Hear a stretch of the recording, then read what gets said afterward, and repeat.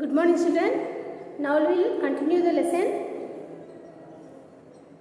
Doctor ఈ homeopathy doctor the material medical అనే book తీసుకొని చదవడం మొదలుపెట్టాడు.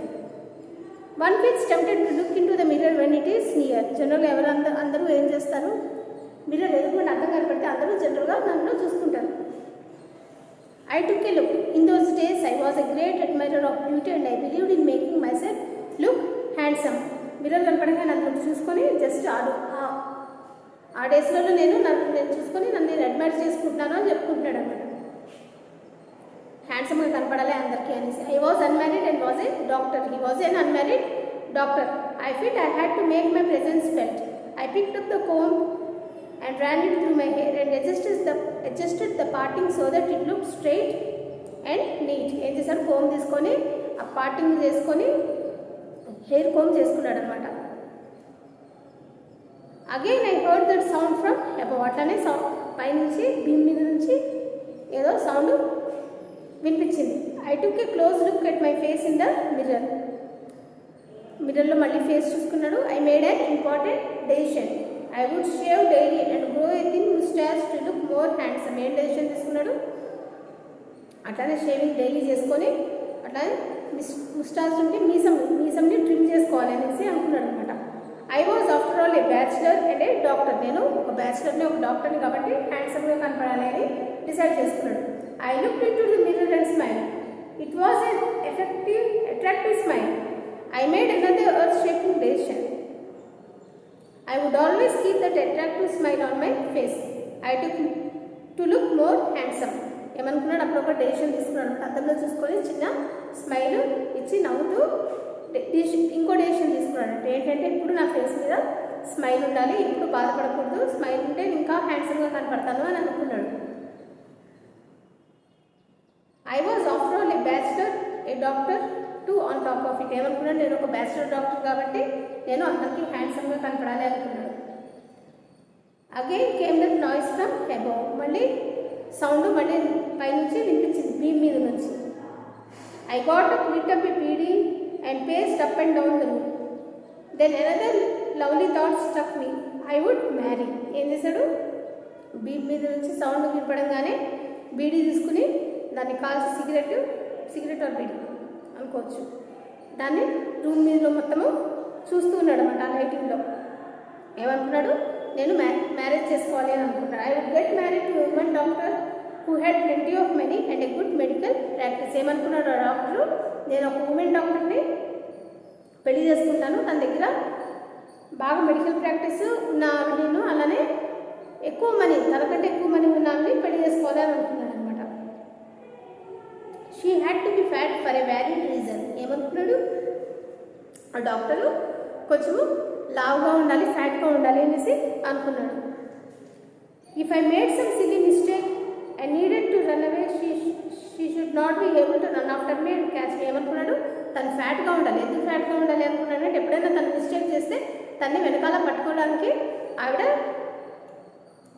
ఫ్యాట్గా ఉంటే పరిగెత్తి రాలేదు కాబట్టి ఫ్యాట్గా ఉండాలి అని అనుకున్నాడు అనమాట. With such thoughts in my mind I resume my seat in the chair in front of the table. అట్లా ఆలోచిస్తూ ఆ చైర్ మీద కూర్చున్నాడు. There were no more sounds from above. Suddenly there came a dull thud if a rubber tube had fallen to the ground. అట్లా కూర్చున్నాడు, కాసేపటికి sounds ఏమీ వినపడలేదు. అంతలో సడన్గా ఆ పైనుంచి రబ్బర్ ట్యూబ్ పడితే థడ్ థడ్ అని సౌండ్ వస్తుంది కదా, డబ్బు అన్న సౌండ్ వస్తుంది కదా, ఆ సౌండ్లో వినిపించిందంట. నేల మీద పడినట్టు. Surely nothing to worry about. Even so I thought I would turn around and took a look. Worry అవ్వాల్సిందేం లేదు, అందులో నేను తిరిగి చూస్తాను అని అనుకున్నాడు. No sooner had I turn than a fat snake wriggled over the back of the chair and landed on my shoulder. తన వెనకాల తిరిగే లోపల ఆ స్నేక్ ఆ చైర్ మీద నుంచి వచ్చి తన షోల్డర్, భుజం మీద వచ్చి వాలిందనమాట. అక్కడికి వచ్చి ఉంది. The snakes landing on me and my turning were simultaneous. Snake తన మీదకి వచ్చి అక్కడ భుజం మీదకి రావడము, తను వెనకాలకు తిరగడం రెండు సైమల్టేనియస్గా జరిగినాయి. I didn't jump, I didn't tremble. నేను భయపడలేదు, పరిగెత్తి పారిపోలేదు. ఐ డిడెంట్ క్రై అవుట్, అరవలేదు కూడా.